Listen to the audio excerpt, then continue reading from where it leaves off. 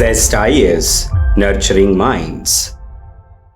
Hello everyone, welcome back, and in this video we will continue our discussion from question number 51. Question is about Janani Suraksha Yojana and there are three statements given. First statement, it is suggesting it is a safe motherhood intervention of the state health departments. So as the name suggests, actual जो word by word इसका meaning है जननी सुरक्षा योजना, safe motherhood intervention. तो ये वाला part तो बिल्कुल सही है, बट इसके नेक्स्ट उसी स्टेटमेंट में क्या दिया है कि ये स्टेट हेल्थ डिपार्टमेंट का है. सो हमें पता है कि Janani Suraksha Yojana it is part of your national rural health mission, right. So ये टोटली सेंट्रली स्पॉन्सर्ड स्कीम है. सो स्टेट हेल्थ डिपार्टमेंट के अंडर तो नहीं आता, it is by the centre.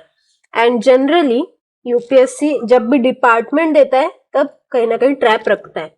सो यहाँ पे आपका थॉट प्रोसेस चलना चाहिए कि वेदर स्टेट का है या फिर सेंटर का है. सेकेंड क्या बोल रहा है, ऑब्जेक्टिव बता रहा है to reduce maternal and neonatal mortality among poor and pregnant women. So yes, again नाम से ही समझ में आ जाता है कि ये किस चीज के लिए, जननी सुरक्षा, maternal health and specially for reducing mortality. ठीक है. And again institutional delivery was always being the agenda of central government, and so is the third statement. It aims to promote institutional delivery among poor pregnant women. Absolutely correct. ये तीन दोनों भी statement एक दूसरे को क्या कर रहे हैं, सिंक कर रहे हैं. तो हमें ये भी देखना है कहीं सेम चीज के बारे में यहाँ पे भी ऑब्जेक्टिव के बारे में पूछे. मोर और लेस थर्ड स्टेटमेंट भी ऑब्जेक्टिव ही है, whether they are in sync और नॉट. अगर ये सिंक में नहीं है तो either of them will be incorrect, but यहाँ पे दोनों एक ही चीज के बारे में बात कर रहे हैं. So second and third are right. हमारा फर्स्ट गलत है, सेकेंड एंड थर्ड सही है. फोर्थ क्या है, it's objective includes providing public health facilities to sick infants up to 1 year of age. अभी यहाँ पे बात कर रहे हैं जननी सुरक्षा की, माताओं के हेल्थ के बारे में बात कर रहे हैं. And here question is infants. तो ये एक्चुअली जो हमारे दो प्रोमिनेंट ऑब्जेक्टिव दे चुके हैं वहां से ये डिस्ट्रैक्शन है, राइट. तो यहाँ पे हमारा थॉट प्रोसेस चलना चाहिए. मैंने बहुत सारे लोगों ने तो एज सच पढ़ाई होगा. ये जो स्कीम है जननी सुरक्षा योजना, ये काफी पुरानी स्कीम है, तो हो सकता है हमें एक्चुअल एग्जाम सिचुएशन में याद आए या फिर नहीं आए. बट यहाँ पे ऑब्जर्व करने वाली चीज ये है कि दोनों जो स्टेटमेंट है ऊपर के objective, those are in sync, but जो थर्ड बोल रहा है that is not in sync with the first two objectives that are given. And इसके लिए भी अगर आपने पढ़ा होगा, there is a separate program which is called Janani Shishu Suraksha कार्यक्रम, which is not under जननी सुरक्षा योजना. ये सेपरेट प्रोग्राम है एंड उसके बारे में इन्फेंट्स को भी इस स्कीम में दोनों का प्रोटेक्शन होता है, शिशु एज वेल एज जननी. ठीक है. तो ये इसके लिए स्टेटमेंट है. अनदर थिंग, इवन इफ आपको ये याद नहीं आ रहा है कि ये कोई अलग प्रोग्राम है या क्या है, बट यहाँ पे क्या बोल रहा है, public health facilities which is very much broader. यहाँ पे आपकी छोटी से छोटी बीमारी से लेके बड़ी से बड़ी बीमारी सारी कवर हो सकती है. तो इतना सारा सिर्फ इस एक स्कीम में डालना पॉसिबल नहीं है, जहां पे हमारा मेन ऑब्जेक्टिव क्या है, इंस्टीट्यूशनलाइज डिलीवरी, राइट. तो इसीलिए ये public health facilities which is suggesting very broad objective which is not in sync with the first two objectives given. तो इसलिए हमारा फोर्थ स्टेटमेंट गलत हो जाता है and we are left with option B. Only 2 are correct. Additionally, I'll also give you one of the thumb rule. एक मैं यहाँ लिख लेती हूँ. थंब रूल क्या है, अगर यूपीएससी कोई स्पेसिफिक प्रोग्राम या स्कीम के बारे में पूछता है तो उसका जो ऑब्जेक्टिव है that is very specific objectives. तो यहाँ पे फोर्थ स्टेटमेंट जो है that is something very broad. ठीक है. और यहाँ पे second and third which is suggesting a specific objective. But अगर यूपीएससी कोई पॉलिसी पूछ रहा है या फिर कोई प्रिंसिपल पूछ रहा है या फिर कोई स्ट्रेटेजी पूछ रहा है, तो वहां पे try to go with the wider perspective, wider interpretation. तो यहाँ पे ब्रॉडर ऑब्जेक्टिव ध्यान में रखना है. यहाँ पे अपने नैरो डाउन नहीं करने, वहां पे कट डाउन नहीं करना है ऑप्शन. ठीक है. ये आपका थंब रूल है which you can apply. Next again आपके हेल्थ रिलेटेड प्रोग्राम से लिंक्ड है. Consider the following statements in the context of interventions being undertaken under anaemia Mukt Bharat strategy. So anaemia मुक्त भारत स्ट्रेटेजी ये इंपॉर्टेंट प्रोग्राम भी रहा है and उसके रिगार्डिंग 4 स्टेटमेंट्स दिए है. It provides prophylactic calcium supplementation for preschool children, adolescents and pregnant women. ठीक है, इसको होल्ड पे रखते हैं. It runs a campaign for delayed cord clamping at the time of childbirth. ठीक है. थर्ड बोल रहा है it provides for periodic deworming of children and adolescents. And fourth बोल रहा है it addresses non-nutritional causes of anemia in endemic pockets with special focus on malaria, hemoglobinopathies and fluorosis. ठीक है. तो यहाँ पे एक तो स्ट्रेटेजी बारे में पूछ रहा है. सो हमारा जैसा the last thumb rule that we discuss कि हमें ब्रॉडर ऑब्जेक्टिव को ध्यान में रखना है व्हेनेवर दे आर सजेस्टिंग, क्योंकि स्ट्रेटेजी जो है वो काफी चीजों पे यहाँ पे अगेन क्या इंटरवेंशंस. तो जब भी हम इंटरवेंशन करते हैं which is at the multiple level करना होता है. ठीक है, जैसे हम बोलते हैं multiprong steps, multiprong interventions from the government is needed to crack the corruption. ऐसी सब लाइन हम मेंस में भी लिखते हैं, राइट. तो वी नीड टू अंडरस्टैंड कि इंटरवेंशन हमारा मल्टीपल लेवल पे होगा and which will be diverse steps need to be taken. And also anaemia Mukt Bharat strategy, इसके बारे में हमने पढ़ा है 6-6-6 स्ट्रेटेजी. ये हम मेंस में भी लिखते हैं अपने आंसर राइटिंग में. 6 type of beneficiaries are there, then 6 kind of interventions and 6 are mechanisms through which it is being done. तो जितना ब्रॉडर और डाइवर्स इसमें कवर कर सकते हैं वो करेंगे, राइट. तो यहाँ पे जो फोर्थ है non nutritional causes of anaemia, क्योंकि यहाँ पे हर टाइप के कॉजेस हमें एड्रेस करने होंगे, लेट इट बी न्यूट्रिशनल और नॉन न्यूट्रिशनल. तो नॉन न्यूट्रिशनल कॉजेस को एड्रेस करने के लिए ये सारे फोकस एरियाज है which is something generic statement, क्योंकि कॉजेस को एड्रेस करना is the part of strategy. तो ये मेरा फोर्थ स्टेटमेंट में सही करूंगी. उसके अलावा यहाँ पे सेकेंड एंड थर्ड, अभी दो मुझे यहाँ पे थोड़ा सा डाउट हुआ था क्रिएट कि whether I should go with this और नॉट, क्योंकि डायरेक्टली एनीमिया से तो लिंक लग नहीं रहे, स्पेशली सेकंड नंबर. थर्ड तो भी लग रहा है कि पीरियडिक डिवर्मिंग ऑफ चिल्ड्रन, तो न्यूट्रिशनल कॉजेस, अगेन ये थोड़ा सा न्यूट्रिशन से रिलेटेड, क्योंकि आपका जो एब्सॉर्प्शन है न्यूट्रिशंस का वो एग्जैक्टली नहीं हो पाता जब बच्चों के पेट में वर्म्स होते हैं. तो ये एक हो सकता है and something related to nutritional cause. तो इसी वजह से मैं थर्ड पे श्योर हो गई थी, बट सेकंड पे there was doubt. It runs a campaign for delayed cord clamping at the time of child birth. और अभी फर्स्ट स्टेटमेंट देखते हैं. It provides prophylactic calcium supplementation. अब anaemia is related to iron deficiency, तो यहाँ पे calcium supplementation क्यों, और एग्जामिनर के पॉइंट ऑफ व्यू से भी उसके माइंडसेट से भी सोचेंगे तो this is something they can replace. Iron को कैल्शियम के साथ रिप्लेस कर दिया, तो ये यहाँ पे आपका इसकी वजह से गलत हो जाएगा. And second I took a leap of faith, क्योंकि यहाँ पे मेरा थंब रूल काम करता है. थंब रूल क्या है मेरा, if they are asking for strategy then I will go with the broader interpretation, broader objectives. तो उस हिसाब से मैंने इसको भी इंक्लूड किया and my answer only 3. C is my answer. So this is there given in PIB कि आपकी 6x6x6 स्ट्रेटेजी क्या है. 6 टाइप के बेनिफिशियरीज, 6 टाइप के इंटरवेंशन. यहाँ पे देखो आपको prophylactic iron folic acid supplementation, iron and folic acid इनका सप्लीमेंटेशन जरूरी है. Deworming is one of the intervention. उसके अलावा बाकी भी है जो बिहेवियरल चेंज कम्युनिकेशन, ये जो हमारा सेकंड ऑप्शन था that is related to behavioural change communication. फिर ये डिजिटल मेथड्स यूज कर रहे हैं, फिर supplementation, fortified foods and non nutritional causes. तो इन्हीं बारे में इसी पार्ट के लिए क्वेश्चन था. उसके अलावा एडिशनल इंफॉर्मेशन हमारे पास नेशनल डिवॉर्मिंग, क्योंकि ये पूछा है तो हमें इसके बारे में भी देखना होगा एक बार. तो नेशनल डिवॉर्मिंग डे प्रोग्राम ये भी सेलिब्रेट किया जाता है स्पेशली 2 दिनों पे, 10th of Feb and 10th of August. यहाँ पे ये पीरियोडिक डिवॉर्मिंग करी जाती है स्कूल्स में. 53rd क्वेश्चन, अगेन ये इजी टाइप का क्वेश्चन है. यहाँ पे कार्बन फाइबर के बारे में दो स्टेटमेंट्स दिए. Carbon fibre are used in manufacturing of components used in automobile and aircrafts. तो बिल्कुल सही स्टेटमेंट है. Carbon content, carbon fibres and इनका यूज काफी जगह हो रहा है. डाइवर्सिफाइड यूज हमें दिखता है बहुत सारे प्रोग्राम्स में भी.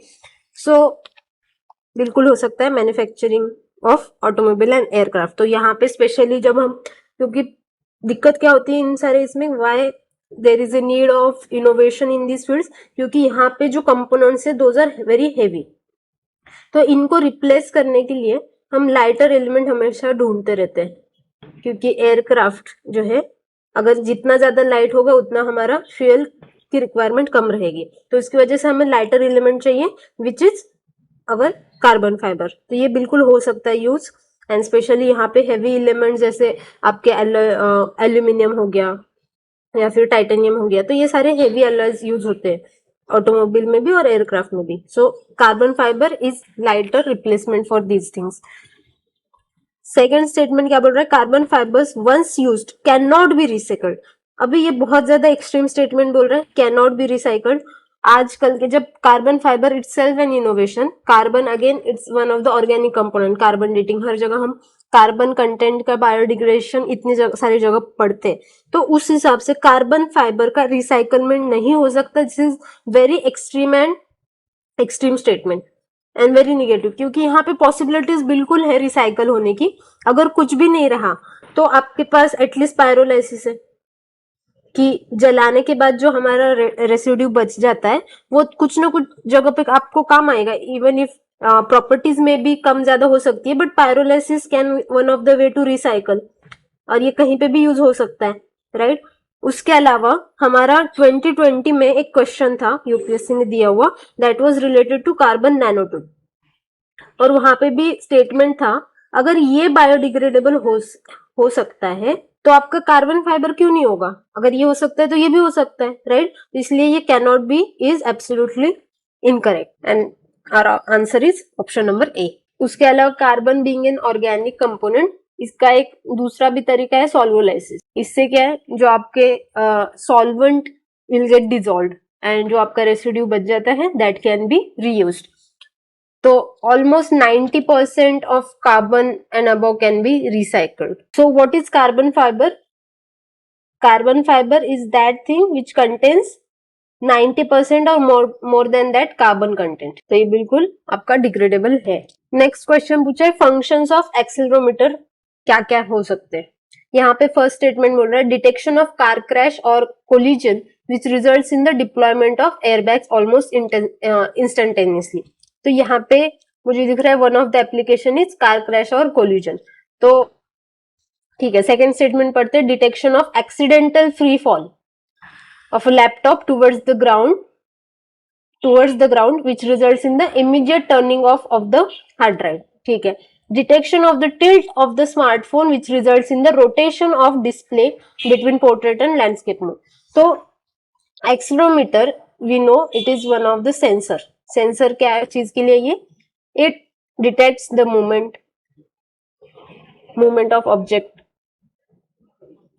तो फर्स्ट स्टेटमेंट बिल्कुल सही बोल रहा है. अगर आपकी मूवमेंट की स्पीड बहुत ज्यादा है तो ये इंस्टेंटेनियसली एयरबैग्स को अलर्ट कर सकता है, राइट. तो ये सही है आपका. उसके बाद accidental free fall, again these two are kind of same application. यहाँ पे भी आपका स्पीड बहुत ज्यादा इंक्रीज होने की वजह से आपको दूसरे इंस्ट्रक्शन दे रहा है. सिमिलरली यहाँ पे भी एक्सीडेंटल फ्री फॉल, एकदम से सडन मूवमेंट हुई है दोनों में भी. तो दोनों केस में ये एकदम सिंक में चल रहे हैं. सो फर्स्ट एंड सेकंड तो राइट है. थर्ड क्या बोल रहा है? Detection of tilt. अभी यहाँ पे थोड़ा सा सवाल आ सकता है कि टिल्ट की वजह से, क्योंकि यहाँ पे तो दोनों सिंक कर रहे हैं, बट यहाँ पे थोड़ा सा मूवमेंट एज सच बहुत ज्यादा स्पीड में मूवमेंट के बारे में नहीं बात कर रहे, जस्ट टिल्ट के बारे में बोल रहे हैं. But again function it can work, क्योंकि यहाँ पे भी it is detecting movement. Tilt हो रहा है मतलब क्या बोल रहे हैं? मूवमेंट उसकी यहाँ थी तो ये यहाँ पे हो गया, राइट. जैसे हम मोबाइल करते हैं पोर्ट्रेट से लैंडस्केप मोड में, तो यहाँ पे भी मूवमेंट ही तो डिटेक्ट कर रहा है. So accelerometer can work in this area also. So our answer is all three. Next question is with respect to role of biofilter in recirculating aquaculture system. Consider the following. तो ये जो biofilter है जो कहाँ पे काम कर रहे हैं, हमारे aquaculture system में रिसर्कुलेशन हो रहा है चीजों का, तो कुछ तो फिल्टरिंग से रिलेटेड है, पोल्यूटेंट्स को रिमूव करने के लिए, रिड्यूस करने के लिए सिस्टम यूज कर रहे हैं, ऐसा इतने इससे हमें समझ में आ रहा है. उसके बाद स्टेटमेंट्स देखते हैं. Biofilters provide waste treatment by removing uneaten fish feed. तो बिल्कुल सही है, बायोफिल्टर का काम ही है कि वेस्ट ट्रीटमेंट करना, पोल्यूटेंट्स रिमूव करना, और ये this is very generic task, as such कोई एक्सपर्टीज लग नहीं रही है इसमें, तो बिल्कुल हो सकता है. सेकेंड क्या बोल रहे हैं, biofilters convert ammonia present in fish waste to nitrate. So हमें पता है नाइट्रोजन साइकिल हमें पढ़ी है स्टैटिक पोर्शन में, एंड इसमें क्या है, अमोनिया को अगर नाइट्रेट में कन्वर्ट करना है तो क्या चीज लगता है यहाँ पे, नाइट्रोसोनस काइंड ऑफ बैक्टीरियाज जो ये कन्वर्ट करते हैं, राइट. ये चीज सिर्फ आपके बायोडिग्रेडेशन से हो रही है. एंड फिल्टर, ये जो बायोफिल्टर है ये दोनों चीज कर रहे हैं. It is also biodegrading and as well as removing, filtering out the waste material, right, and as well as biodegradation भी हो रहा है.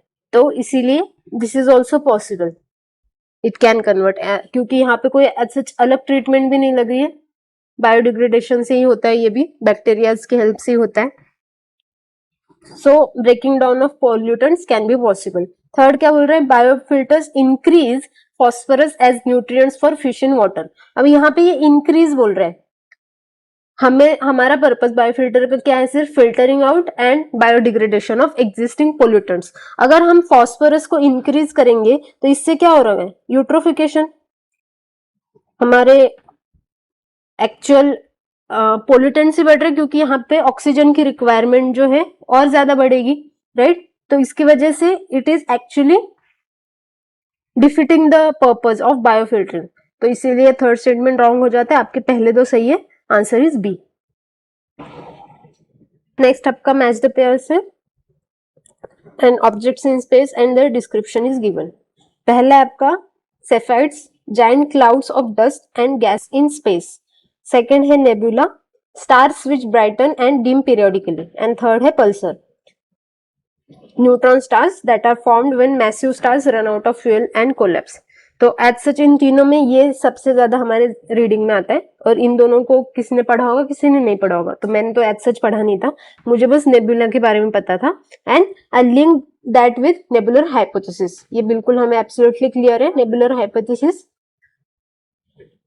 हम इसको कहाँ पढ़ते हैं, सोलर सिस्टम के इवोल्यूशन में. तो वी नो कि this is something like a disc form होती है डस्ट की, एंड इवेंचुअली ये सेपरेट आउट हो जाता है, एंड यहाँ पे आपका सन क्रिएट होता है, एंड ये जो है आपके प्लैनेटिसिमल्स. तो यहीं से आपके फिर आज की सोलर सिस्टम बनती है, जो ये प्लैनेट्स की साइज बढ़ जाती है, प्रॉपर प्लैनेट्स क्रिएट होते हैं. तो ये nebular hypothesis it is suggesting, ये जो आपका फर्स्ट ऑप्शन है, giant clouds of dust and gas in space, ये आपकी जो डिस्क है दैट इज नेबुला. तो अगर ये सेकेंड स्टेटमेंट मुझे यहाँ पे मैच कर रहा है, तो एग्जामिनर का माइंडसेट समझो. पहले भी ऐसा हुआ है कि अगर 3 पेयर्स दिए एंड फर्स्ट का सेकंड का ये ऐसे क्रॉस करके दे रहा है, तो इवेंचुअली ये फर्स्ट का भी क्रॉस करके देगा. तो इट इज लाइक 3 में 2 आपके स्वैप किए, राइट. और थर्ड आपका सही है, pulsar, neutron star that are formed when massive stars run out of fuel and collapse. तो ये आपके न्यूज में भी आता है काफी बार पल्सर, तो आपको आइडिया होगा एज सच, ठीक है. सो हमारा आंसर है ओनली 1. अब ये काफी इंटरेस्टिंग सवाल है. Which of the following countries has its own satellite navigation system. तो अभी हमें पता है कि एक तो बहुत कम कंट्रीज है जिनके खुद के नेविगेशन सिस्टम क्रिएट है. अभी तक के प्रोमिनेंट हमें पता है यूएस है, रशिया है, चाइना एंड यूरोपियन यूनियन. इन चारों के पास है, एंड अभी अभी इंडिया ने भी हमारा खुद का क्रिएट किया है. सो इस पे काफी सवाल आ चुके हैं, पहले भी 2 बार यूपीएससी ने पूछा है ये सवाल. सो ये टॉपिक काफी रिपीटेड टॉपिक है. अभी हम 4 ऑप्शन को देखते हैं. यूएस के ऑलरेडी हमें पता है कि GPS system which is being mostly followed by other countries. And US के आपके दो अलाइज आपको यहाँ पे क्लियरली दिख रहे, कनाडा एंड इजराइल, ये दोनों क्या है, यूएस के अलाइज। सो इनकी ही सिस्टम फॉलो कर सकते हैं ये, तो इसलिए मैंने बी एंड सी कट किया। रहता है मेरे पास ऑप्शन ऑस्ट्रेलिया एंड जापान। अभी यहाँ पे मुझे रिस्क लेना है। ऑस्ट्रेलिया के बारे में एज सच उनके कोई भी मैंने space missions, space projects as such बहुत ज्यादा न्यूज में देखे नहीं है, तो इसलिए मैं ऑस्ट्रेलिया को कट डाउन करूंगी। जबकि जापान का हमें कुछ ना कुछ मिलता रहता है, ये अपने कुछ ना कुछ space projects, space missions launch करते रहते हैं जैक्सा के नाम से। सो इसीलिए probability goes with Japan, answer is D. उसके अलावा जापान की खुद की खासियत भी है, टेक्नोलॉजी में भी एडवांस है, स्पेशली एशियन कंट्रीज है जो बाकी की इनकी कॉड की जो हमारी कंसेप्ट है वो भी इन्होंने पहली बार पार्लियामेंट में दी थी। तो this country is someone who wants to create on their own. इनके इंपेरियलिज्म के वहां से ही शुरू हो जाता है कि इनको खुद का कुछ करना होता है।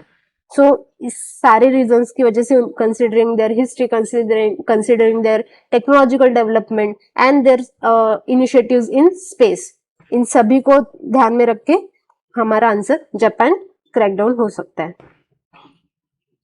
उसके बाद आते हैं दो स्टेटमेंट्स पे। मिसाइल सिस्टम के बारे में पूछा है और काफी वेल नोन, बहुत ज्यादा हम ये स्टैटिक, मतलब ये इतना ज्यादा प्रोमिनेंट न्यूज में आ चुका है। अग्नि 5 पे भी यूपीएससी ने काफी बार सवाल पूछा है, ब्रह्मोस पे सवाल पूछा है, तो ये आपके नॉलेज से ही हो जाएगा, ठीक है। Ballistic missiles are jet propelled at subsonic speeds throughout their flights, while cruise missiles are rocket powered only in the initial phase of flight। तो ये हमें पता है कि ये कंप्लीटली अपोजिट है, तो ये यहाँ पे स्वैप किया है। सेकेंड स्टेटमेंट क्या बोल रहा है, अग्नि 5 is a medium range supersonic cruise missile while BrahMos is solid fuelled intercontinental ballistic missile. तो ये हमें पता है ये अग्नि 1 2 3 4 ये किस लिए है, ये रेंज ही तो बढ़ा रहा है, राइट। तो इंटरकॉन्टिनेंटल बैलिस्टिक मिसाइल है अग्नि 5 एंड ब्रह्मोस हमें पता है कि it is a cruise missile. तो यहाँ पे भी क्या चीज है, स्वैप की है।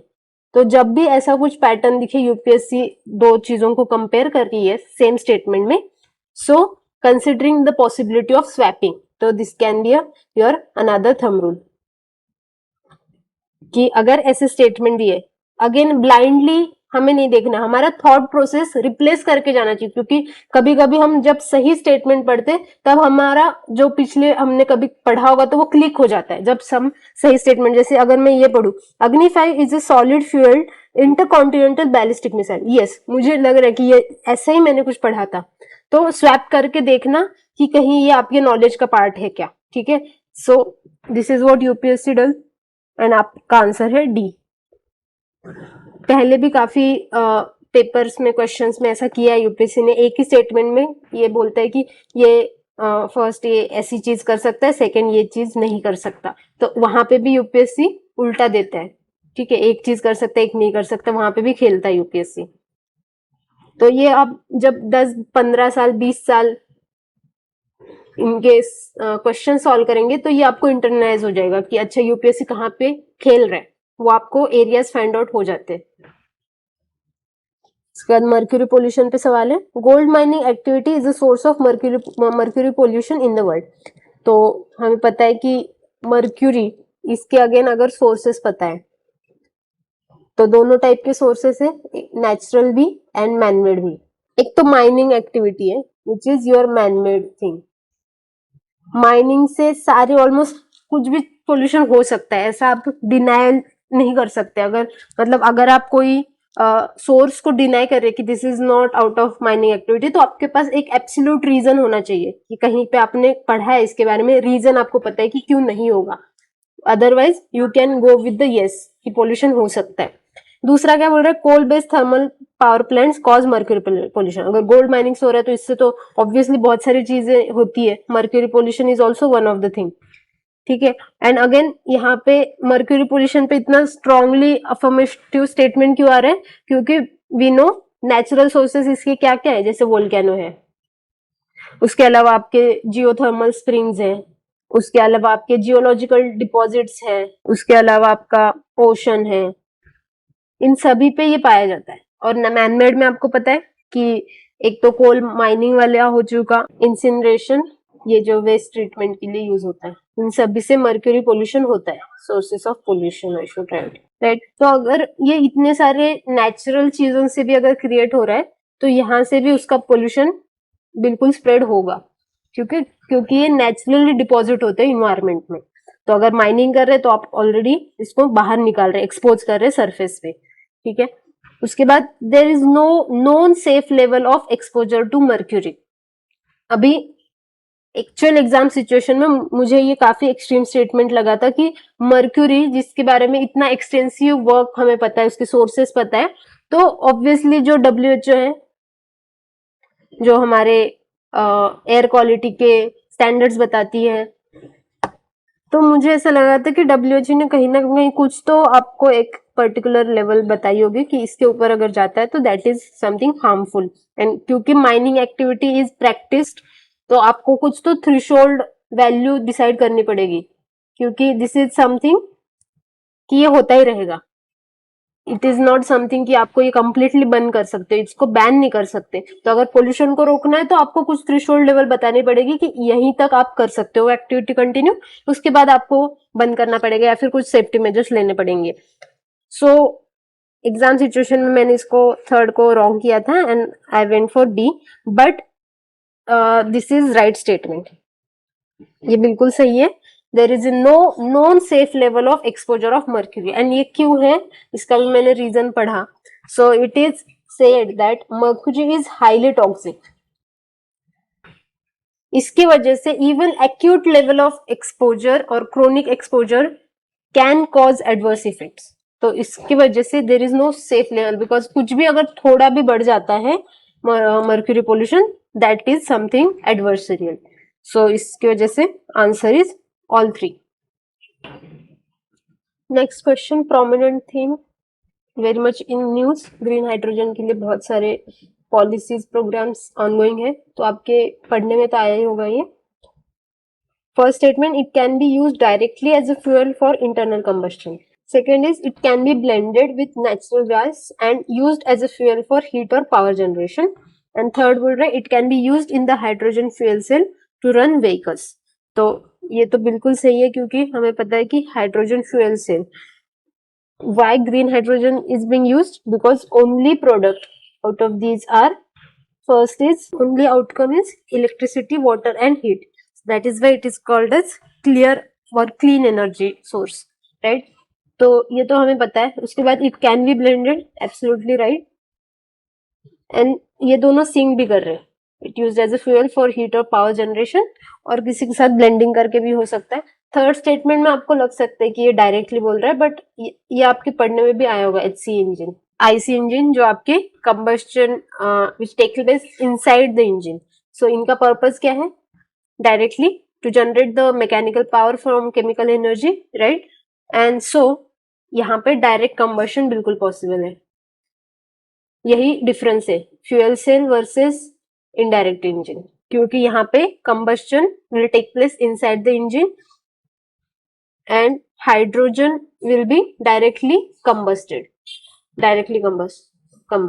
एंड फ्यूल सेल में आपका हाइड्रोजन जो है that will be converted to electricity, conversion होता है यहाँ पे। ये इंटरनल कंबशन के लिए डायरेक्टली यूज होगा, और फ्यूल सेल के लिए आपको इलेक्ट्रिसिटी में पहले कन्वर्ट करना होगा and then it will be used. So this is also right, second statement, that it can be blended.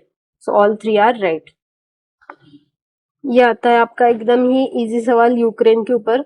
Again Russia Ukraine war was in the news, रोज आए दिन आपके पास मैप आता है यूक्रेन का मैप, एंड वही सीधा सीधा पूछा है लैंड बॉर्डर। तो सिमिलरली इस साल में जो भी कंट्रीज न्यूज में चल रही हो इन न्यूज, उसका बिल्कुल एक मैप जरूर देख लेना, स्पेशली पॉलिटिकल मैप, क्योंकि लास्ट मोमेंट में भी अफगानिस्तान पे क्वेश्चन आया था जब विड्रॉल हुआ था USA का अफगानिस्तान से।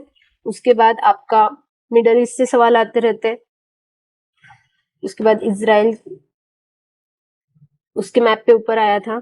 यहाँ पे आपका कॉन्गो बेसिन पे आया था, हमने लास्ट ही वीडियो में देखा था, राइट। तो ये सारे न्यूज में चल रहे थे, और सीधे सीधे आपको बॉर्डर कंट्रीज पूछे तो इसका आंसर बिल्कुल आपका डायरेक्टली आ जाएगा।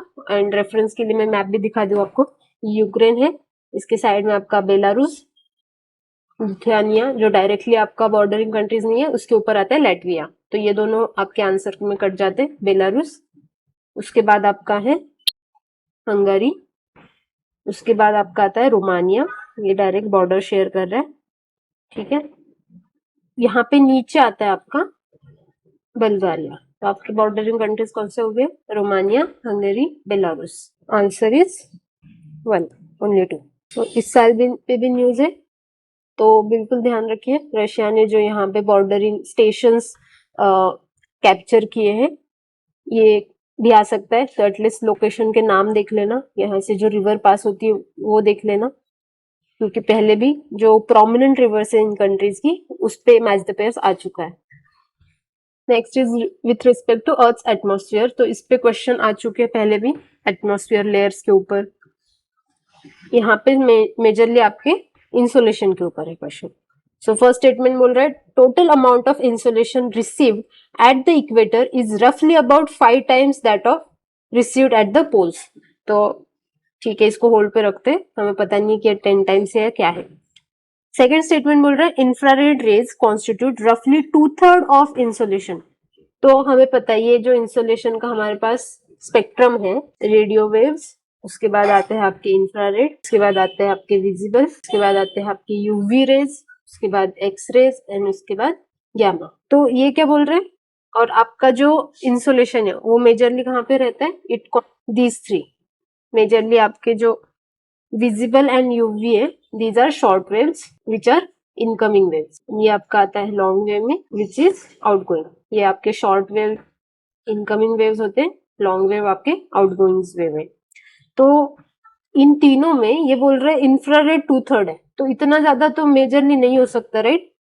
तो ये बिल्कुल गलत दिया है, क्योंकि because it constitutes infrared plus visible plus UV, इन तीनों का मिला के आपका इंसुलेशन हो रहा है। तो सिर्फ इंफ्रारेड का 2/3 और बाकियों का 1/3, it is not even logical. Third क्या बोल रहे हैं? Infrared waves are largely absorb by water vapour that is concentrated in the lower atmosphere. तो ये हमें बिल्कुल पता है कि जो आपके वाटर वेपर है that exist in abundant form which acts as a source of greenhouse gas and it has strong absorption properties also। तो यही बात ये बोल रहे हैं, it is largely absorbed by water vapor that is concentrated in the lower atmosphere। तो ये बिल्कुल आपका सही स्टेटमेंट है। फोर्थ क्या बोल रहा है? Infrared waves are part of visible spectrum of electromagnetic waves of solar radiation. तो ये तो आपका बिल्कुल गलत है। विजिबल में आपके कौन से आते हैं? विबग्योर एंड सेकेंड में भी अभी आपको ये तो एब्सोल्युटली पता है हमें, बट फर्स्ट स्टेटमेंट के साथ थोड़ा सा डाउट हो रहा था, बट अगेन अबाउट 10 टाइम्स। तो यहाँ पे एग्जामिनर के माइंडसेट से सोचिए कि ये X value can be anything, it is easy to replace, right?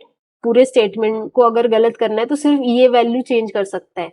So with that ए आपका गलत हो जाता है एंड सी आपका सही आंसर है। Answer is C. उसके अलावा एडिशनली आपको पता होना चाहिए कि रेडियो वेव्स का यूज कहाँ पर है। AM, FM, TV radar, microwave, इन सभी में रेडियो वेव्स का यूज होता है। उसके अलावा इंफ्रारेड आपका टीवी रिमोट जैसे काम करता है। विजिबल हमें पता है बल्ब वगैरह के लिए। यूवी डायरेक्टली सन से रिलेटेड है। एक्सरे तो हमें पता है एक्सरे मशीन्स, एंड यहाँ से हमारे radioactive rays. Next 63rd question, यहाँ पे असर्शन रीजन बेस्ड क्वेश्चन दिया है। A soil in tropical rain forest is rich in nutrients, और ये तो एकदम ही गलत स्टेटमेंट पता है हमें। ट्रॉपिकल रेन फॉरेस्ट जो आपका इक्वेटोरियल रीजन है, वहां पे मेनली सॉइल में बहुत ज्यादा high heat and high rainfall होती है। तो soil as such it is not rich in nutrients, इसकी पूरी हमेशा लीचिंग हो जाती है मिनरल्स की। तो ये आपका बिल्कुल गलत स्टेटमेंट है। अगर ये आ जाता है तो सेकंड पढ़ने की भी जरूरत नहीं है, आपका D is the answer, but फिर भी पढ़ लेते हैं। द हाई टेम्परेचर एंड, तो एक्चुअल एग्जाम सिचुएशन में इवन इफ ये आपको पढ़ते ही साथ आ गया आंसर, फिर भी सेकंड स्टेटमेंट पढ़ने तक मार्क नहीं करना है, ठीक है। High temperature and moisture of tropical rain forest cause dead organic matter in the soil to decompose quickly. तो ये बिल्कुल है कि हाई टेम्परेचर एंड मॉइस्चर की वजह से डिकम्पोजिशन होता है, but at the same time ये लीचिंग भी होता है, तो it is not rich in nutrients.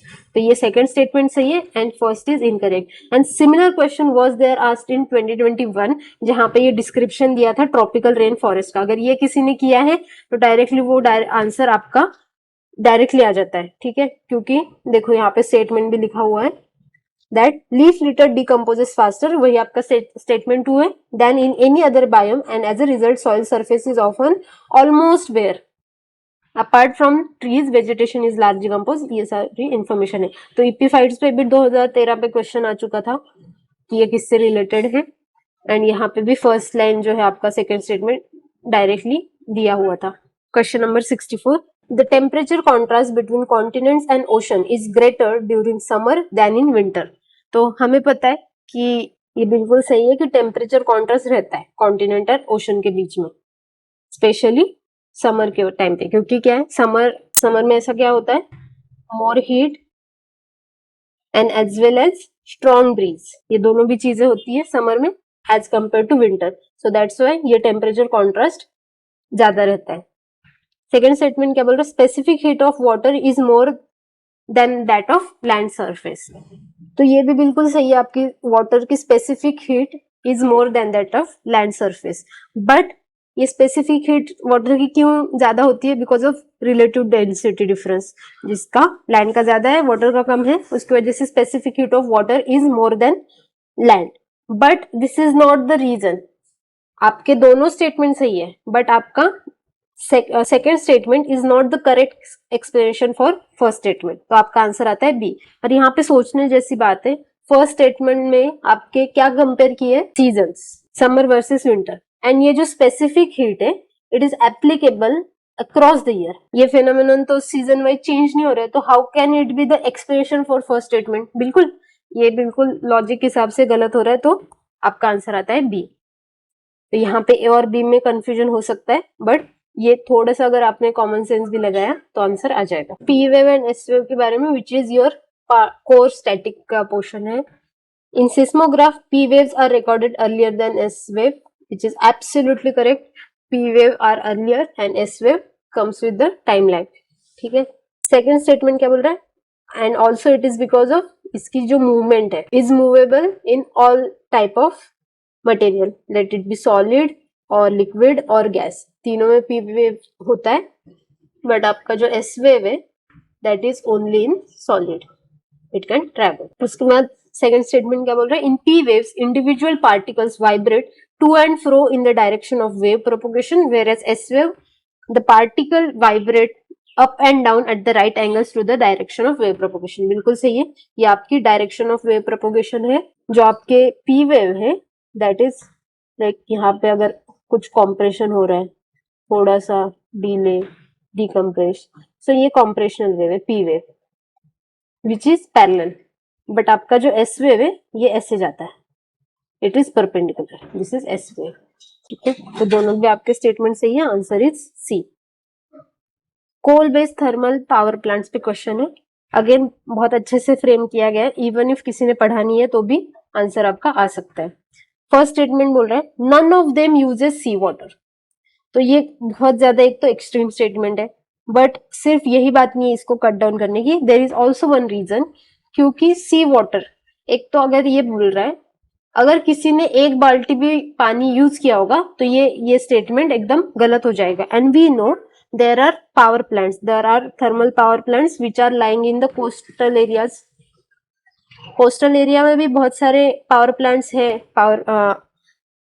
And इसका एग्जाम्पल अगर देखा जाए तो वो कौन सा है, मुंद्रा थर्मल प्लांट, ये आपके गुजरात रीजन में है, right, and this is also in coastal area. तो यहाँ पे हो सकता है चलो डायरेक्टली वाटर का कुछ ना कुछ अलग रीजन के लिए भी यूज होता होगा, दो it is a saline water, still it can B use for any other purpose, यहाँ पे एग्जैक्टली पर्पज तो दिया नहीं है, सीधा क्या बोल रहा है, none of them uses sea water, तो अगर ये कोस्टल एरिया में तो बिल्कुल पॉसिबिलिटी है कि वहां का पानी जो है sea water it can be used for any purpose, let it be cleaning, एकदम इंफीरियर काम के लिए भी अगर यूज हो रहा है तो ये स्टेटमेंट गलत हो जाएगी, राइट, इसीलिए ये गलत है।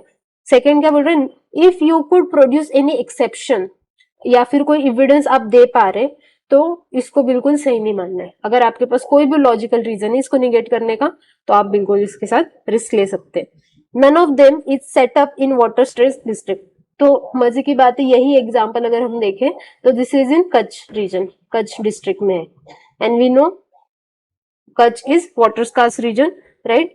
तो यहाँ पे ये इसकी वजह से गलत हो जाएगा just by this example. And also we know जो वाटर स्टेट डिस्ट्रिक्ट है या फिर ये water scarcity, this is the dynamic state. हो सकता है जब उन्होंने बिल्डअप किया होगा तब ये वाटर स्ट्रेस नहीं रहा होगा, but over the time with over use of water वो that district could be changed, could change its status to water stress district, right. तो ये डायनामिक सिचुएशन है जो चेंज हो सकती है ओवर द टाइम, तो इसको एब्सोल्युटली नहीं माना जा सकता। जो आज मुंद्रा जैसे कोई भी थर्मल पावर प्लांट है जो अगर अच्छे खासे वाटर अवेलेबिलिटी वाले एरिया में रहा होगा, बट चलो 40-50 साल के बाद वो वाटर स्ट्रेस हो सकता है। So this makes this statement incorrect. And third statement क्या बोल रहा है, none of them is privately owned, so we know that there is Adani power limited, तो दिस इज ऑल्सो रॉन्ग, और आंसर इज नन। सो आपको ऐसा नहीं है कि सिर्फ नन देखा इसलिए इनकरेक्ट कर लिया, but you must have some evidence और सम रीजन और some example to prove it wrong. अगर एकदम छोटा भी आपके पास लॉजिक है या फिर कोई छोटा एक भी एग्जाम्पल आ रहा है, जैसे यहाँ पे इवन 1 बाल्टी use of sea water will make this statement wrong, right. तो इसीलिए आंसर इज डन। एंड ये जो सेकंड स्टेटमेंट बोल रहा है, even according to WRI, India's 40% of thermal power plants are in water scarce areas. 40%. So this is huge. Wolbachia method, again The Hindu, अगर कोई regular touch में, तो ये 1-2 साल से ये नाम आप पढ़ ही रहे होंगे। तो ये एक बैक्टीरिया से रिलेटेड आप कुछ ना कुछ आजू बाजू की न्यूज याद आ रही होगी, जैसे मुझे ये लिम्फेटिक फिलरेसिस से एसोसिएटेड लगा था ये नाम, या इसके रिगार्डिंग मैंने पढ़ा था इसको। आई डू नॉट रिमेम्बर कि एग्जैक्टली क्या कनेक्शन है, बट ऐसा कुछ धुंधला सा याद आ रहा था। उसके अलावा डीवॉर्मिंग में भी ये पढ़ा हुआ लग रहा था न्यूज में। तो ऑप्शन देखते, controlling the viral disease spread by mosquitoes, okay. Second statement क्या बोल रहा है, converting crop residues into packing material. Third बोल रहा है प्रोड्यूसिंग बायोडिग्रेडेबल प्लास्टिक। फोर्थ बोल रहा है producing biochar from the thermochemical conversion of biomass. तो अगर ऑब्जर्व कर रहे हो आप चारों ऑप्शन, तो यहाँ पे दिख रहा है all these 3 methods, it is something की जो बायोडिग्रेडेशन से रिलेटेड है, राइट। इससे रिलेटेड ये तीनों ऑप्शन है, only this option is something different. तो यहाँ पे आप बिल्कुल जा सकते हो, controlling the viral disease spread of mosquitoes. And again अगर ये चीज आपको याद आ रही है, तो this denote this is something bacteria, and यहाँ पे वायरल डिसीज का मॉस्किटोज में कंट्रोल करने के लिए यूज होता है, तो ये बिल्कुल सही है, ओके। थोड़ा सा और पढ़ लीजिए वोल्बाचिया मेथड के बारे में।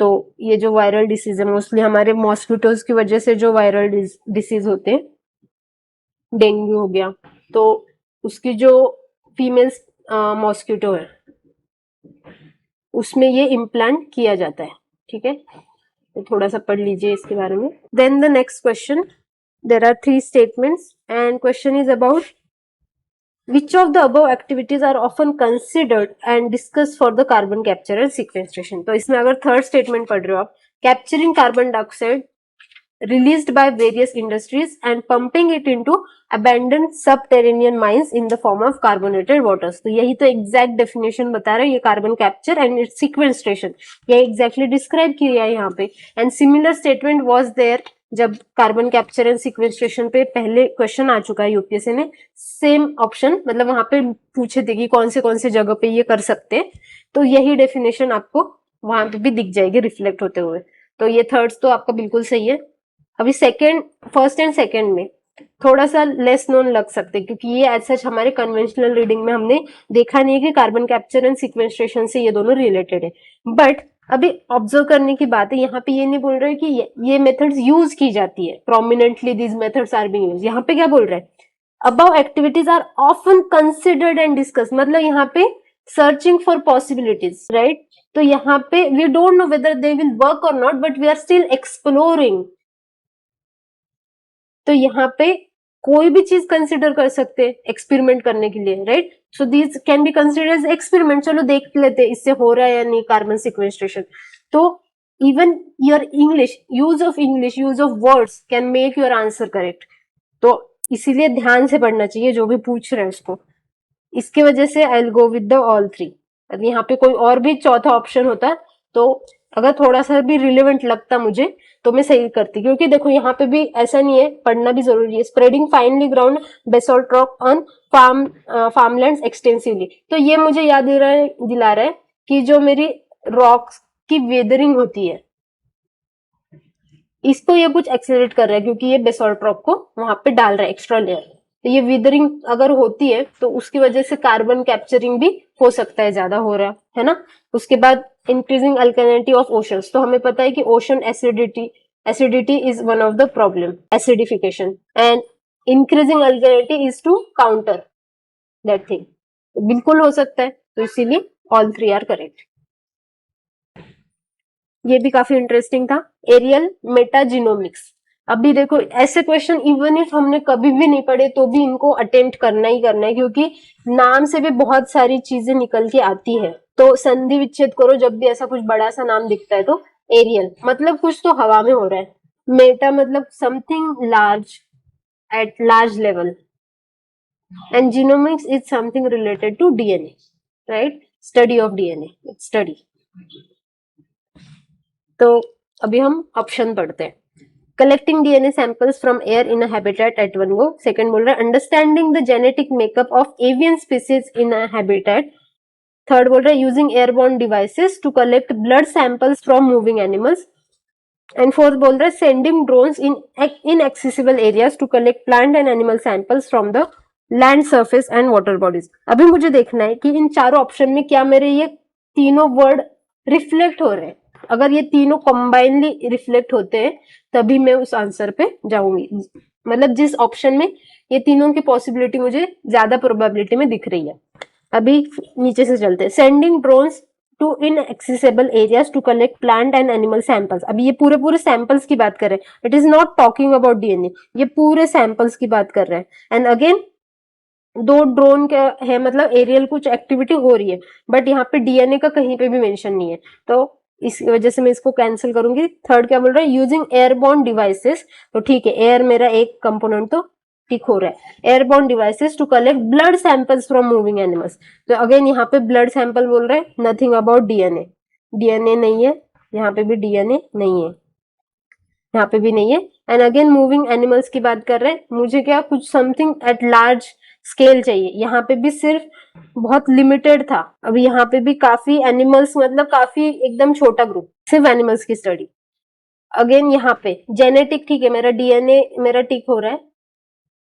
And avian aerial whole, but this is not something aerial. Avian species मतलब जो हवा में उड़ रहे हैं उनके बारे में बात कर रहे हैं, but again this is limited, सिर्फ एवियन स्पीसीज के बारे में पढ़ेगा ये, तो this is not something Meta.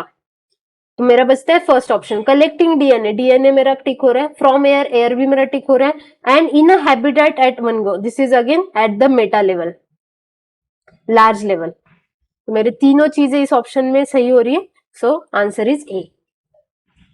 सिर्फ आपको संधि विच्छेद करना था, आपने पढ़ा हो नहीं पढ़ा हो डजेंट मैटर। अगेन ऐसी चीजें यूपीएससी के पॉइंट ऑफ व्यू से इंपॉर्टेंट है, जैसे ई डीएनए या फिर आप बोलते हो इन्वायरमेंटल डीएनए, तो this is also obtaining of genetic material from sample, environmental samples, तो इसके बारे में पढ़ लेना। उसके बाद आता है आपका माइक्रो सैटेलाइट डीएनए। अगेन इसमें भी आपको संधि विच्छेद करना है, माइक्रो सैटेलाइट एंड डीएनए, तीनों चीजें मेरी कहाँ पे हो रही है। अभी नीचे से ऊपर चलते, as we followed in the last, assessing the efficiency of drugs by conducting series of drug trials in a population। तो यहाँ पे भी एज सच डीएनए का डायरेक्ट मुझे कहीं रेफरेंस नहीं लग रहा है, ठीक है। एंड सैटेलाइट, तो इसका अगेन देखते क्या इसके बारे में एग्जैक्टली हमें देखना चाहिए। सैटेलाइट क्यों यूज होता है, पर्पज क्या होता है, एक तो ऑब्जर्वेशन के लिए, फिर जो ऑब्जर्वेशन किया उसका कलेक्शन ऑफ डेटा,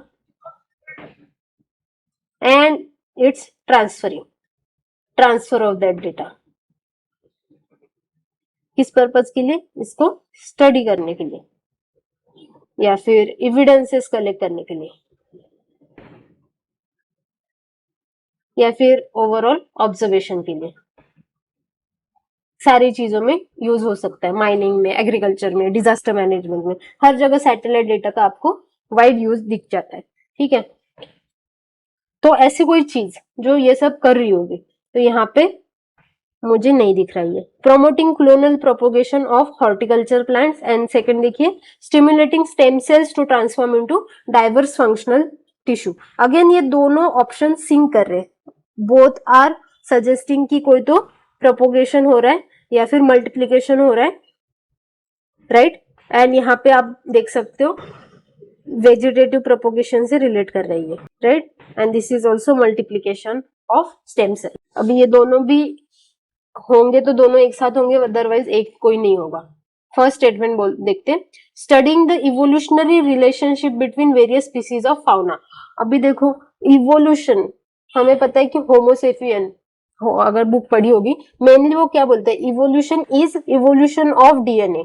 डीएनए में जो चेंज है दैट इज इवोल्यूशन। जो हम नए स्किल्स अडॉप्ट कर रहे हैं वो सीधा सीधा आपके डीएनए में चेंजेस की वजह से दिख रहा है। जैसे इवन क्लाइमेट चेंज में अडेप्टेशन, इसमें भी डीएनए बेस्ड चेंजेस होना जरूरी है, तभी वो लॉन्ग लास्टिंग सर्वाइव कर पाएंगे, राइट। तो यहाँ पे एंड अगेन आपका ये सैटेलाइट वाला भी लॉजिक यहाँ पे सही हो रहा है, observation, collection and data for purpose of studying. So it is studying evolutionary relationship between various species of fauna. So A is my answer.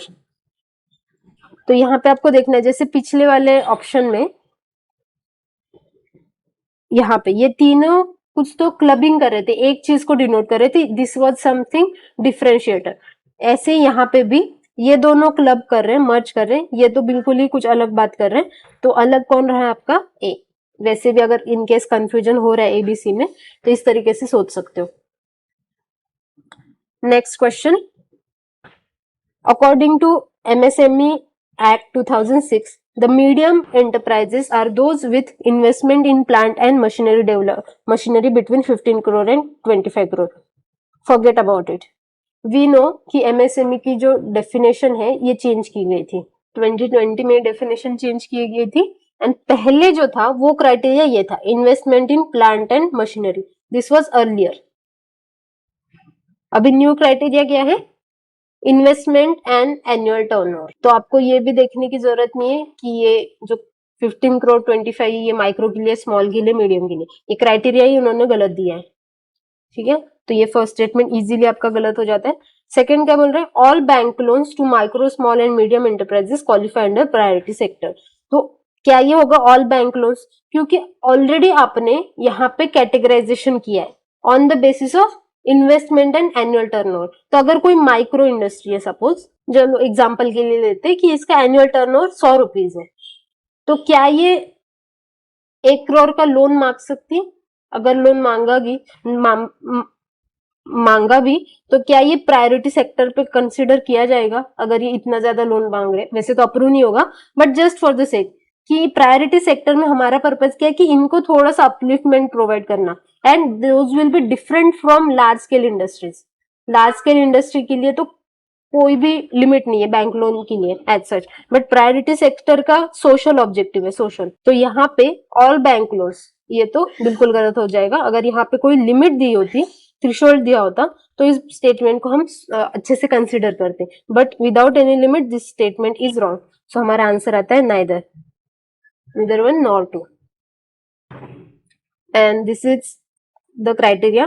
आप इसको अच्छे से देख लीजिए, क्योंकि हमें जो भी क्वेश्चन यहाँ इस पेपर में पूछे गए उसका डिटेल 360 डिग्री व्यू में पढ़ना है। सिमिलरली ये जो माइक्रो सैटेलाइट है इसके बारे में भी डिटेल में पढ़ लेना, क्योंकि these are also being known as STR या फिर आपके SSR, शॉर्ट टैंडम रिपीट्स, या फिर इसको बोल सकते हैं सिंपल सीक्वेंस रिपीट्स। इन दोनों नाम से ये जाना जाता है। तो थोड़ा सा देख लेना एग्जैक्टली ये किस चीज के लिए होता है एंड इसके यूजेस, जैसे आपका इनहेरिटेंस पैटर्न स्टडी करना हो या फिर DNA fingerprint. Again this is prominent issue, DNA fingerprint कहाँ पे यूज हो रहा है आपका, बैंक भी बनी है हैदराबाद में स्पेशली क्राइम्स एक्टिविटीज के लिए, तो ये भी इंपॉर्टेंट है। एंड ये टर्म कब प्रोमिनेंस में आया था, जब आपका पॉलीमरेज चेन रिएक्शन, कोविड के टाइम पे ये काफी न्यूज में चल रहा था पॉलीमरेज चेन रिएक्शन, ये भी रिलेटेड है माइक्रोसैटेलाइट से, तो इसके बारे में अच्छे से पढ़ लेना डिटेल में।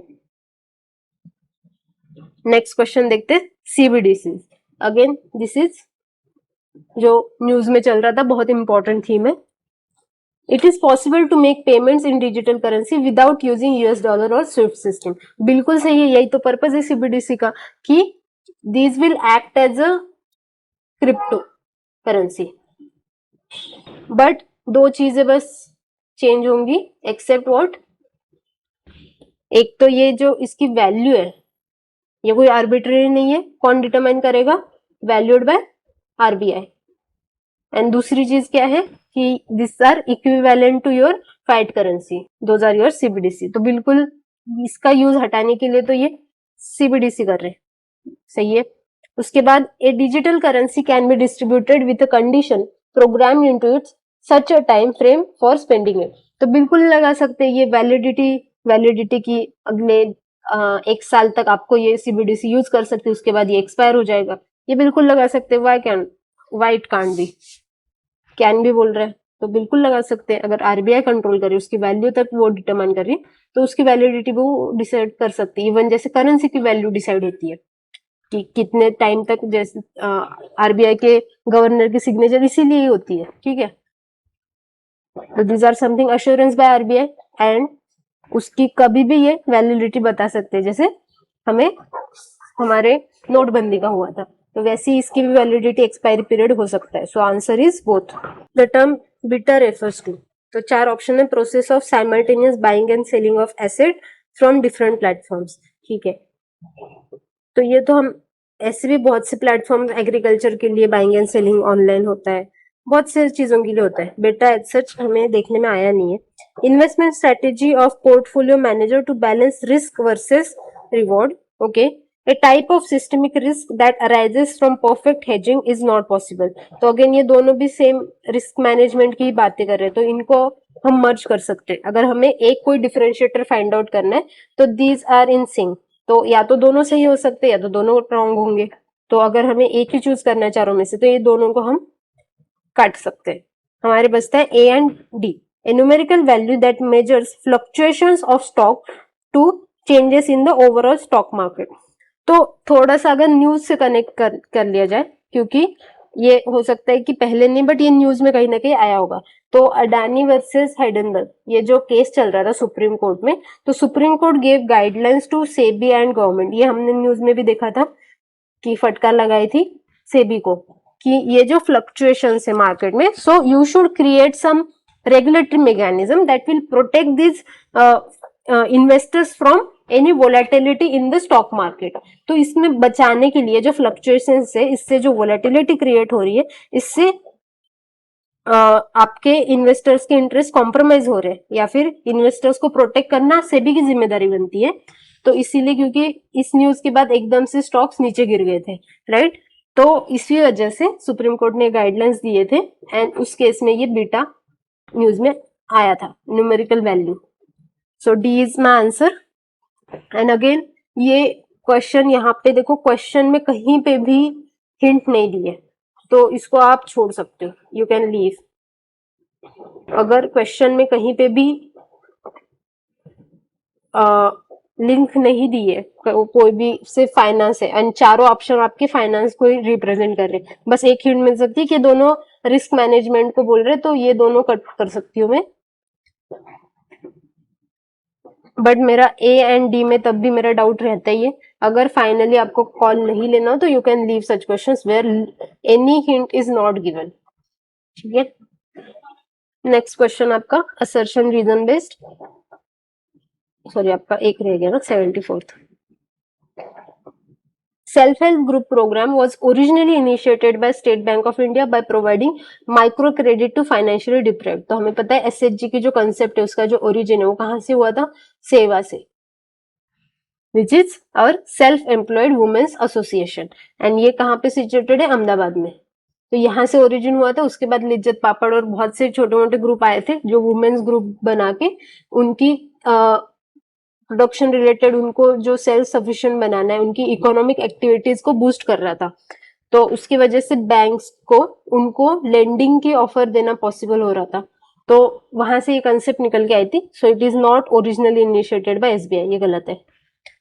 सेकंड क्या बोल रहे हैं, SHG, all members of a group take responsibility for loan that an individual member takes. बिल्कुल सही है, क्योंकि SHG ये क्या है, कलेक्टिव रिस्पॉन्सिबिलिटी, सबकी जिम्मेदारी बनती है लोन चुकाने की, क्योंकि फायदा सभी को हो रहा है. No one is differentiated. यहाँ पे इक्वालिटी है, equality of ownership and so the responsibility, दोनों चीज में इक्वालिटी है तो बिल्कुल रिस्पॉन्सिबिलिटी लेंगे. थर्ड क्या बोल रहे हैं, regional rural banks and scheduled commercial bank support SHG. तो ये तो बिल्कुल सा जेनेरिक सा स्टेटमेंट है कि सपोर्ट क्यों नहीं करेगा. रूरल बैंक का आरआरबीज का पर्पज ही क्या है, ये सोशल ऑब्जेक्टिव है. एसएचजी इसको बिल्कुल सपोर्ट करेंगे. तो ये जेनेरिक सा स्टेटमेंट है. So your second and third are right. Answer is only 2. Next 75th question. India's public health sector care system largely focuses on curative care with limited preventive, promotive and rehabilitative care. Again यहाँ पे question statement में क्या बोला है, limited preventive, promotive and rehabilitative care. चलिए second statement पढ़ते हैं.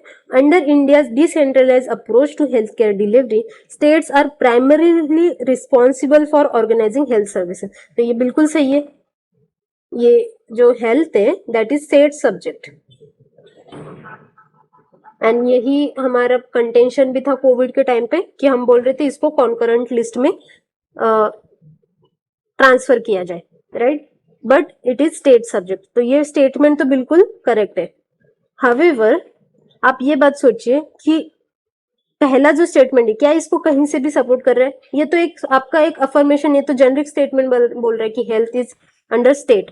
But क्या ये बताएगा इससे कि ये इसकी वजह से limited preventive, promotive and rehabilitative care है? बिल्कुल नहीं, right. And again this is assertion, and यहाँ पे it should be assertion, but this is something claim या फिर एलिगेशन बोल सकते हो आप, या फिर हम जो वीकनेस बोल सकते हैं उसमें हम बोलेंगे. असर्शन तो नहीं है, ये कोई अफर्मेटिव स्टेटमेंट नहीं. It is not affirmative statement.